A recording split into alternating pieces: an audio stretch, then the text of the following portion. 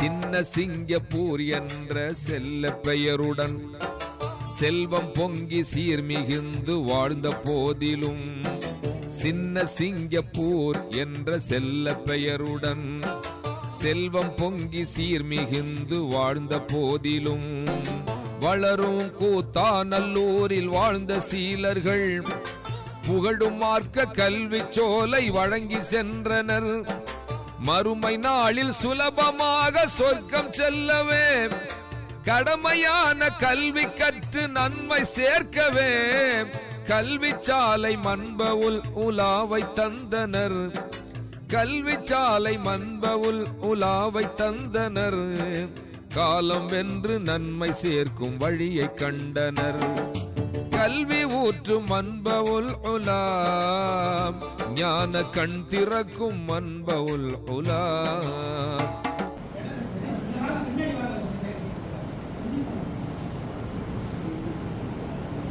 வரவேற்புரையை தொடர்ந்து மாணவருடைய உரை. அல்ஹம்துலில்லாஹ், இந்த வருடம் நமது கல்லூரியில் பட்டம் பெறக்கூடிய 7 மாணவர்களில் 2 மாணவர்கள் பாதுஷா நாயகம் ஷாவுலமே பாதுஷா நாயகத்தினுடைய பேரப்பிள்ளைகள். ஒருவர் பாசிப்பட்டினம் நைனா முகமது வலியுல்லாஹி கதஸல்லாஹு சிர்ரஹுல் அஸீஸ் அவருடைய பேரப்பிள்ளை. ஒருவர் சித்திக் நாயகத்தினுடைய வம்சத்தை சார்ந்தவர். இப்படியாக இந்த வருடம் பட்டம் பெறக்கூடிய மாணவர்கள் பெரும்பான்மையானவர்கள் அஹ்ல பைத்தை சார்ந்தவர்கள், ரசூலுல்லாஹ்வுடைய குடும்பத்தை சார்ந்தவர்கள் என்ற ஒரு பெருமையான விஷயத்தை இங்கு பதிவு செய்து, அல்லாஹ் தஆலா அஹ்ல பைத்தை சார்ந்த இந்த பிள்ளைகளின் பொருட்டால் இந்த மதரசாவை அல்லாஹ் மென்மேலும் உயரச் செய்வானாக என துஆ செய்து, இப்பொழுது மாணவ உரை நாகூர் ஷரீஃபை சார்ந்த பட்டம் பெறக்கூடிய மாணவர் முஹம்மது யாசிர் அவர்கள்.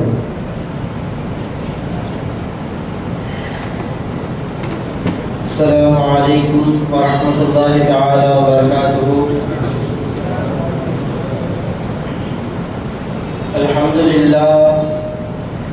அல்ஹம்துலில்லாஹி ரப்பில் ஆலமீன் வல் ஆகிபத்து லில் முத்தகீன் வஸ்ஸலாத்து வஸ்ஸலாமு அலா சய்யிதினா முஹம்மதின் காதமின் நபிய்யீன் وعلى آله الطيبين وأصحابه الطاهرين. أما بعد، فقد قال الله تعالى في كلامه القديم وفي الفرقان المجيد بعد أعوذ بالله من الشيطان الرجيم بفضل بسم الله الرحمن الرحيم. يا أيها الذين آمنوا كونوا قوامين بالقسط صدق الله العليم. وقال نبينا صلى الله عليه وسلم: من ظلم معاهدا وانا خصمه يوم القيامه صدق رسول الله صلى الله عليه وسلم. இந்த உலகத்தை படைத்து பரிபாலித்துக் கொண்டிருக்கிற அல்லாஹ்விற்கு எல்லா புகழும், அவனுடைய சாந்தியும் சமாதானமும் எம்பெருமானார் முஹம்மது முஸ்தபா ரசூலே கரீம் ஸல்லல்லாஹு அலைஹி வஸல்லம் அவர்களின் மீதும், அன்னாரின் நற்சுவடுகளை அடுவெல்லாமல் பின்பற்றி வாழ்ந்து வந்த உத்தம சத்திய சஹாபாக்கள், தாபிஈன்கள், தபா தாபிஈன்கள், நல்லோர்கள், நாதாக்கள், சுஹதாக்கள், அவுலியாக்கள், குறிப்பாக இங்கு அமர்ந்திருக்கக்கூடிய நம் அனைவர்களின் மீதும் அல்லாஹ்வுடைய சாந்தியும் சமாதானமும் என்றென்றும் நின்று நிலவட்டுமாக என்று துஆ செய்தவனாக எனது உரையை துவங்குவதற்கு முன்னால் இஸ்லாத்தின் காணிக்கையான ஸலாத்தினை கூறி ஆரம்பம் செய்கிறேன். அஸ்ஸலாமு அலைக்கும் வரஹ்மத்துல்லாஹி தஆலா வபரகாத்துஹு. அன்பானவர்களே, இன்றைய காலகட்டத்தில் இஸ்லாமிய மார்க்கம் என்பது இந்த அளவு மிகப்பெரிய வளர்ச்சியை அடைந்ததற்கு எத்தனை காரணங்கள் இருந்தாலும் அவற்றிலெல்லாம் மிக முக்கியமான ஒரு காரணமாக இஸ்லாமிய மார்க்கத்தில் இருக்கக்கூடிய சமூக நீதி என்பது இருக்கிறது. எந்த மதத்தை எடுத்துக்கொண்டோமேயானாலும் அவர்களை பிறவியிலேயே பிரித்து இவர்கள் எல்லாம் மேல் ஜாதிக்காரர்கள், இவர்கள் எல்லாம் கீழ் ஜாதிக்காரர்கள். மேல் ஜாதிக்காரர்கள் கீழ் ஜாதிக்காரர்களுக்கு என்ன வேண்டுமானாலும் அநியாயம் செய்து கொள்ளலாம், எவ்வளவு வேண்டுமானாலும் அநீதம் இழைத்துக் கொள்ளலாம். இவர்களால் அவர்களை எதிர்த்து எந்த ஒரு கேள்வியும் கேட்க முடியாது. அவர்களுக்கு உண்டான நீதி என்பது ஒருபொழுதும் அவர்களுக்கு கிடைக்காது. ஆனால் இஸ்லாமிய மார்க்கத்தை பொறுத்தவரையில் நீதி என்று வந்துவிட்டது என்று சொன்னால் அனைவரும் சமம் என்கின்ற கொள்கையை தான் கடைபிடிக்கிறது. நாம் எவ்வளவு பெரிய ஹலீஃபாவாக இருந்தாலும் சரி, எவ்வளவு பெரிய உயர்ந்த அந்தஸ்தில் இருந்தாலும் சரி, எவ்வளவு பெரிய பணக்காரராக இருந்தாலும் சரி, இஸ்லாமிய மார்க்கத்தை பொறுத்தவரையில் நீதி என்று வந்துவிட்டது என்று சொன்னால் அனைவரும் சமம் என்கின்ற கொள்கையை தான் கடைபிடிக்கிறது. ஹஜ்ரத் அலி ரலியல்லாஹு அன்ஹு அவர்கள் ஆட்சி காலத்தில் இருக்கும் பொழுது, அவர்கள் ஹலீஃபாவாக இருக்கும் பொழுது அவர்களுடைய இரும்பு கவசம் ஒன்று காணாமல் போகிறது. அதே இரும்பு கவசத்தை ஒரு யஹூதி கடை வீதியிலே விற்றுக் கொண்டிருக்கிறார். இதை பார்த்து அலி ரலியல்லாஹு அன்ஹு அவர்கள் அன்றைய காலத்தில் நீதிபதியாக இருந்த ஒரு சஹாபி காதி ஷுரைஹ் ரலியல்லாஹு அன்ஹு அவர்களிடத்தில் முறையிடுகிறார்கள். என்னுடைய இரும்பு கவசம் ஒன்று காணாமல் போய்விட்டது, அதே இரும்பு கவசத்தை ஒரு யஹூதி வைத்து விற்றுக் கொண்டிருக்கிறார், எனக்கு அதை பெற்றுத்தார்கள் என்று சொன்னவுடன் அந்த நீதிபதி விசாரிக்கிறார்கள். அந்த யஹூதியை அழைக்கிறார்கள். யஹூதியை அழைத்து விசாரிக்கும் பொழுது அந்த யஹூதி சொல்லுகிறார், நீதிபதியே, அலி பொய் சொல்லுகிறார். இந்த இரும்பு கவசத்தை காலம் காலமாக எங்களுடைய குடும்பம் தான் பத்திரமாக பாதுகாத்து வைத்துக் கொண்டிருக்கிறோம். இப்பொழுது எனக்கு ஒரு தேவை இருக்கிறது என்று சொல்ல வரும் பொழுது நான் அதை விற்க முயலும் போது அலி இப்படி வந்து ஒரு பொய்யை போடுகிறார், அதை நம்பாதீர்கள் என்று சொல்லும் போது அலி ரலியல்லாஹு அன்ஹு அவர்கள் நீதிபதியை பார்த்து சொன்னார்கள், ஷுரைஹே, காலம் காலமாக நீங்கள் என்னோடு இருந்திருக்கிறீர்கள், என்னை பற்றி முழுவதுமாக நீங்கள் அறிந்திருக்கிறீர்கள். பெருமானார் ஸல்லல்லாஹு அலைஹி வஸல்லம் அவர்களுடைய மருமகளாக நான் இருந்திருக்கிறேன். பெருமானார் ஸல்லல்லாஹு அலைஹி வஸல்லம் அவர்கள் என்னை எவ்வளவு விஷயத்தில் புகழ்ந்து பேசியிருக்கிறார்கள், எவ்வளவு பொறுப்பை என்னிடத்தில் ஒப்படைத்திருக்கிறார்கள். அப்படிப்பட்ட நான் இதற்கு பொய் சொல்லி இந்த இரும்பு கவசத்தின் அந்த இரும்பு கவசம் எனக்கு எந்த ஒரு தேவையினாலும் பூர்த்தி செய்ய முடியாது. அந்த இரும்பு கவசம் எனக்கு எந்த ஒரு பயனையும் அளிக்கப் போவதில்லை. நான் எதற்கு ஒரு பொய்யை சொல்லி உங்கள்கிட்ட அந்த இரும்பு கவசத்தை கேட்க போகிறேன் என்று சொல்லும் போது ஷுரைஹ் ரலியல்லாஹு அவர்கள் சொன்னார்கள், அலியே, நீங்கள் சொல்வது அனைத்தும் உண்மைதான். பெருமானார் ஸல்லல்லாஹு அலைஹி வஸல்லம் அவர்களுடைய மருமகளாக நீங்கள் இருந்திருக்கிறீர்கள். எவ்வளவு விஷயத்தில் பெருமானார் ஸல்லல்லாஹு அலைஹி வஸல்லம் அவர்கள் உங்களை புகழ்ந்து பேசியிருக்கிறார்கள், நானும் அதை ஒற்றுக்கொள்கிறேன். ஆனால் இஸ்லாமிய மார்க்கத்தை பொறுத்தவரையில் நீதி என்று வரும் பொழுது நீங்கள் இவ்வளவு பெரிய அந்தஸ்தில் இருக்கிறீர்கள், உயர்ந்த அந்தஸ்தில் இருக்கிறீர்கள், பெருமானார் ஸல்லல்லாஹு அலைஹி வஸல்லம் அவருடைய மருமகளாக நீங்கள் இருந்திருக்கிறீர்கள் என்ற இந்த அந்தஸ்தை எல்லாம் கவனித்து நான் உங்களுக்கு சாதகமாக தீர்ப்பு வழங்க முடியாது. உங்களுக்கு ஆதாரம் இருந்தால் எடுத்து வாருங்கள், உங்களுக்கு சாதகமாக தீர்ப்பு அமையும். உங்களிடத்திலே ஆதாரம் இல்லை என்று சொன்னால் நீங்கள் எவ்வளவு பெரிய ஹலீஃபாவாக இருந்தாலும் சரி, அந்த யஹூதிக்கு தான் தீர்ப்பு சாதகமாக அமையும் என்று சொன்னார்கள் என்று சொன்னால் இப்படித்தான் இஸ்லாமிய மார்க்கம் நீதியை போதிக்கிறது.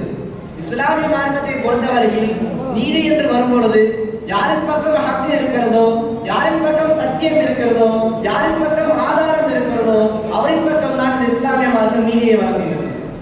அல்லாஹ் தஆலா குர்ஆன் ஷரீஃபிலே சொல்லுவார், யா அய்யுஹல்லதீன ஆமனூ குனூ கவாமின பில் கிஸ்த், ஈமான் கொண்டவர்களே, நீங்கள் நீதியை கொண்டு நிலைத்திருப்பவர்களாக ஆகிவிடுங்கள். வலவாலா அன்ஃபுசிக்கும், நீங்கள் கொடுக்கின்ற அந்த நீதி என்பது, நீங்கள் கொடுக்கின்ற அந்த தீர்ப்பு என்பது உமக்கு எதிராகவே வந்து அமைந்தாலும் சரி, அவில் வாலிதீனி வல் அக்ரபீன், நீங்கள் கொடுக்கின்ற அந்த தீர்ப்பு உம்முடைய பெற்றோர்களுக்கோ அல்லது உங்களுடைய உறவினர்களுக்கோ எதிராக வந்து அமைந்தாலும் சரி, நீங்கள் கொடுக்கின்ற தீர்ப்பில் நீதத்தை கொண்டு நீங்கள் நிலைத்திருப்பவர்களாக ஆகிவிடுங்கள். இயக்கும் கனியன் அவ் ஃபகீரா, நீங்கள் கொடுக்கின்ற அந்த தீர்ப்பாளி பணக்காரராக இருந்தாலும் சரி, ஏழையாக இருந்தாலும் சரி, அவர்களிடத்தில் உள்ள ஏற்றத்தாழ்வை வைத்தோ, அவர்களிடத்தில் உள்ள அந்தஸ்து அதிகம், அந்தஸ்து உயர்வு, அந்தஸ்து கம்மி என்பதை வைத்தோ அவர்களிடத்தில் நீங்கள் தீர்ப்பை வழங்காதீர்கள். உங்களுடைய நஃப்ஸை நீங்கள் தீர்ப்பு வழங்குவதில் பின்பற்றாதீர்கள் என்று அல்லாஹ் தஆலா குர்ஆன் ஷரீஃபில் சொல்லுகிறான். பெருமானார் ஸல்லல்லாஹு அலைஹி வஸல்லம் அவர்கள் சொன்னார்கள், மன் தலம ஆஹிதன் மா லஹஸ்மு யௌமல் கியாமா, யார் ஒரு அந்நிய மதத்தினருக்கு வேண்டுமென்றே அநியாயம் செய்கிறானோ நான் அந்த மனிதருக்கு எதிராக சொர்க்கத்தில் அல்லாஹ்விடத்தில் ஆதாரமாக நான் அமைவேன் என்று பெருமானார் ஸல்லல்லாஹு அலைஹி வஸல்லம் சொன்னார்கள் என்று சொன்னால் இப்படிதான் இஸ்லாமிய மார்க்கம் நீதியை போதிக்கிறது. ஆக இஸ்லாமிய மார்க்கம் எந்த நீதியை போதிக்கிறதோ, எந்த நீதியை இஸ்லாமிய மார்க்கம் வலியுறுத்துகிறதோ அதே நீதியை நம்முடைய வாழ்க்கையிலேயும் கொண்டு வருவதற்கு அல்லாஹ் தஆலா தௌஃபீக் செய்வானாக. வரக்கூடிய காலகட்டத்தில் அது போன்ற இஸ்லாமிய மார்க்கம் வலியுறுத்துகின்ற நீதிப்படி செயல்படக்கூடிய ஒரு ஆட்சியாளரை அல்லாஹ் தஆலா நம் அனைவருக்கும் தந்தல் புரிவானாக என்று துஆ செய்தவனாக எனது உரையை முடித்துக் கொள்கிறேன். வாஹர் தஅவானா அல்ஹம்துலில்லாஹி ரப்பில் ஆலமீன். அஸ்ஸலாமு அலைக்கும் வரஹ்மத்துல்லாஹி தஆலா வபரகாத்துஹு. அடுத்ததாக நமது கல்லூரியினுடைய பேராசிரியரும் கூத்தாநல்லூர் மேலப்பள்ளியினுடைய இமாமுமான மரியாதைக்குரிய மௌலவி அல் ஹாஃபிஸ் அல் ஹாஜ் எஸ் அப்துல் ரஹீம் சிராஜி ஹசரத் அவர்கள் துவக்க உரையாக மதரசாவை பற்றிய அறிமுக உரையை நிகழ்த்துவார்கள்.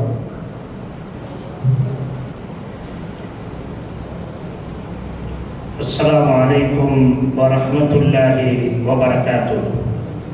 الحمد لله رب العالمين والعاقبة للمتقين والصلاة والسلام على سيدنا محمد وعلى آله وأصحابه أجمعين. أما بعد فقد قال الله تعالى في القرآن العظيم والفرقان المجيد: أعوذ بالله من الشيطان الرجيم. بسم الله الرحمن الرحيم. ومن يأته مؤمنا قد عمل الصالحات فأولئك لهم الدرجات العلى. صدق الله العظيم. قال رسول الله صلى الله عليه وسلم: من يرد الله به خيرا يفقهه في الدين. صدق رسول الله صلى الله عليه وسلم. எல்லாம் வல்ல அல்லாஹ்வின் பெயரோடால் ஜாமியா மன்பௌலா அரபிக் கல்லூரியின் 133வது ஆண்டை நிறைவு செய்து 77 ஆண்டுகளாக மௌலவி ஆலிம்களை உருவாக்கி கிட்டத்தட்ட 567 ஆலிம்கள் இங்கிருந்து உருவாகியிருக்கிறார்கள். ஹாஃபில்கள் கிட்டத்தட்ட ஒரு 30 நபர்கள் உருவாகி இருப்பார்கள்.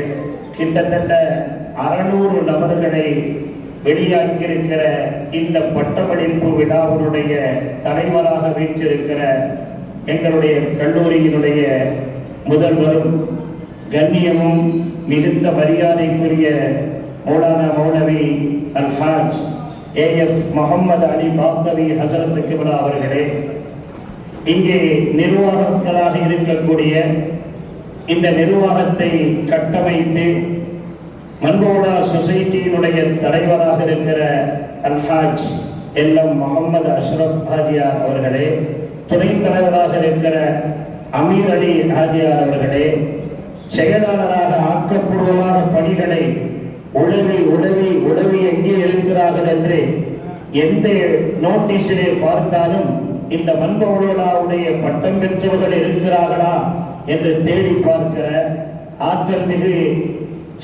செயலாளர் ஜாஃபர் ஹாஜியார் அவர்களே, இன்னும் இந்த பொதுக்குழு உறுப்பினர்களே, நிர்வாக அங்கத்தினர்களே, இங்கே பெரும் திரளாக வருகை இருந்திருக்கிற உள்ளூர் வெளியூரிலிருந்து வந்திருக்கக்கூடிய பெரியோர்களே, பாசத்திற்குரிய தாய்மார்களே, இங்கே விழாவில் சிறப்புரையாற்றுவதற்காக வேண்டி வந்திருக்கிற அத்திக்கடை வாஹிது ஃபாத்திமா அரபிக் கல்லூரியினுடைய முதல்வரும் ஜமாத் உலமா மாவட்ட ஜமாத் உலமா சபையின் துணைத் தலைவராக இருக்கிற சொல் அருவி சொல் மாமணி, இது வேறு யாருக்கும் கொடுத்தாலும் இவர்களுக்கு எல்லா பொருளும் பொருத்தமாக இருக்கும் அப்படிப்பட்ட மௌலானா மௌலவி ஃபௌஸ் அப்துல் ரஹீம் ஹசரத் கிப்லா அவர்களே, இங்கே கல்லூரியிலே மூத்த பேராசிரியராகவும் நாசிராகவும் அதே போன்று இதற்கு பல்வேறு பகுதிகளிலே அவருடைய மாணவர்கள் உலகெங்கிலும் உலா வந்து கொண்டிருக்கிற உதவிகளை வரவைத்திருக்கிற வெளியாக்கி தந்திருக்கிற ஒரு சாதாரணமான நபராக இருக்கக்கூடிய நம்முடைய திருவாரூர் மாவட்ட அரசு காசியும் நாசிர் ஹசரத் அவர்களே, வரவேற்பதை நிகழ்த்தியிருக்கிற துணை நாசிராக இருக்கிற தாஹிரி ஹசரத் அவர்களே, இங்கே பயின்று கொண்டிருக்கிற மாணவர்களே, இங்கே பட்டம் பெற்று சனது வாங்க இருக்கிற இந்த 7 நபர்கள், இந்த ஆண்டிலே 7 நபர்கள் வந்திருக்கிறார்கள்.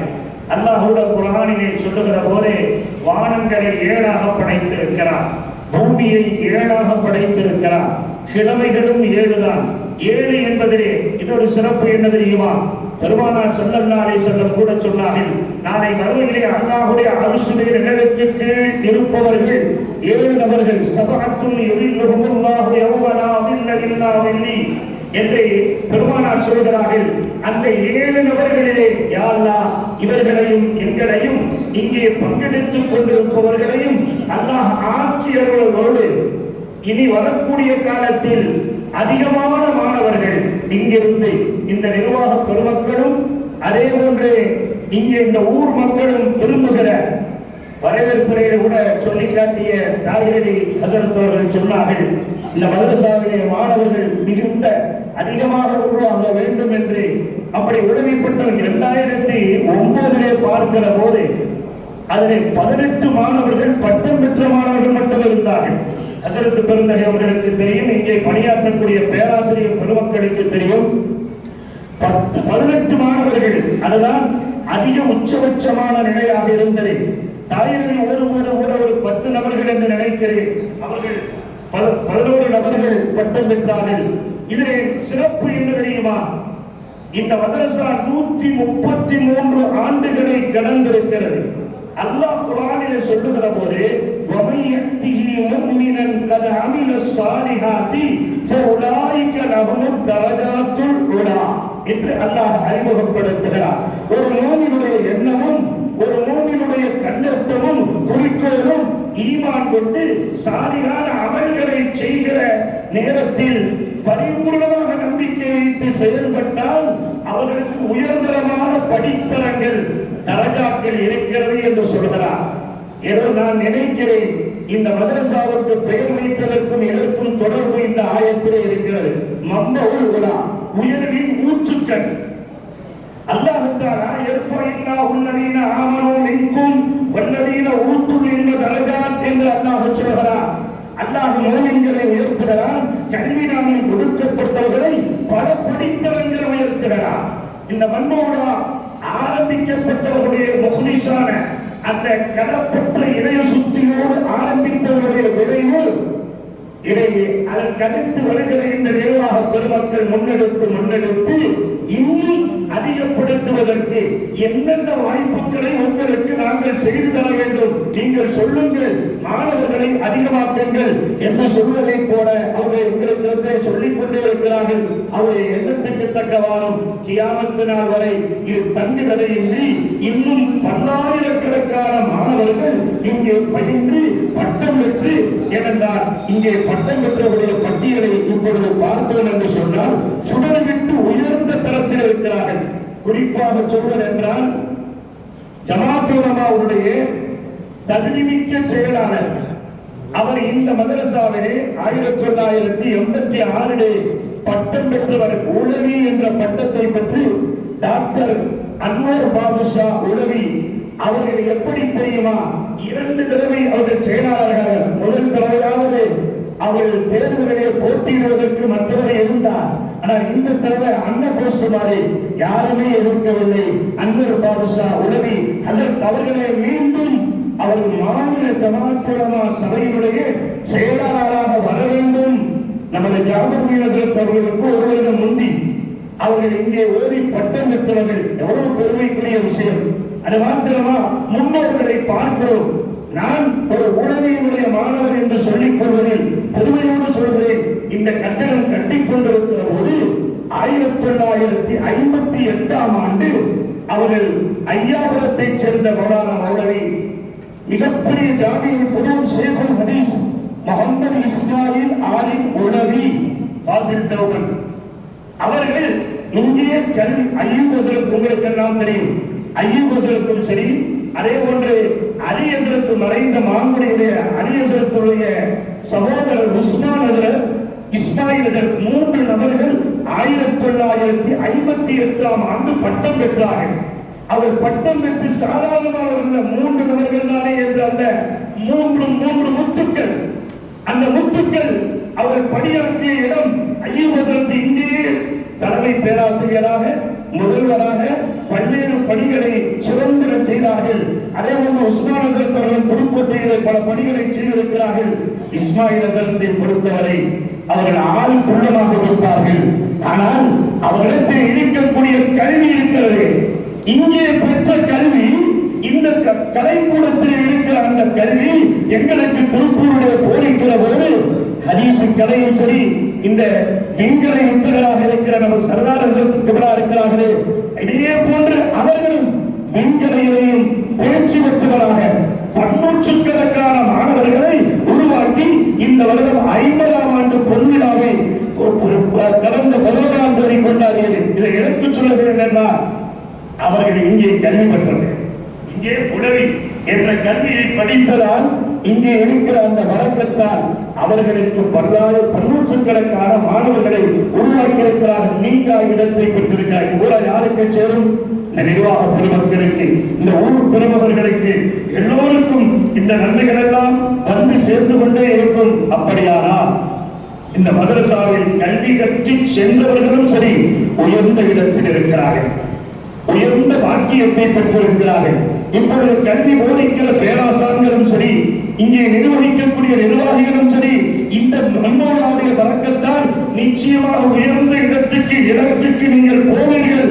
அந்த லட்சியத்தை கொண்டு அல்லாஹ்வால் பொருந்திக் கொள்ளப்பட்ட உயர்வின் ஊற்றுக்கண்ணாக இருக்கிற ஒரு அற்புதமான கல்வி கலாசாலை இது கியாமத் நாள் வரை இது அதிகமான மாணவர்களை கொண்டு இருக்க வேண்டும், தொடர வேண்டும். இதற்காக நீங்கள் வந்திருக்கக்கூடிய அனைவரும் முயற்சிகள், இங்கே 7 ஊர்களிலிருந்து வந்திருக்கிறீர்கள், அந்தந்த பகுதிகளில் இருக்கக்கூடிய மாணவர்களை கூட்டாளர்களுக்கு அனுப்பி வைக்க வேண்டும்.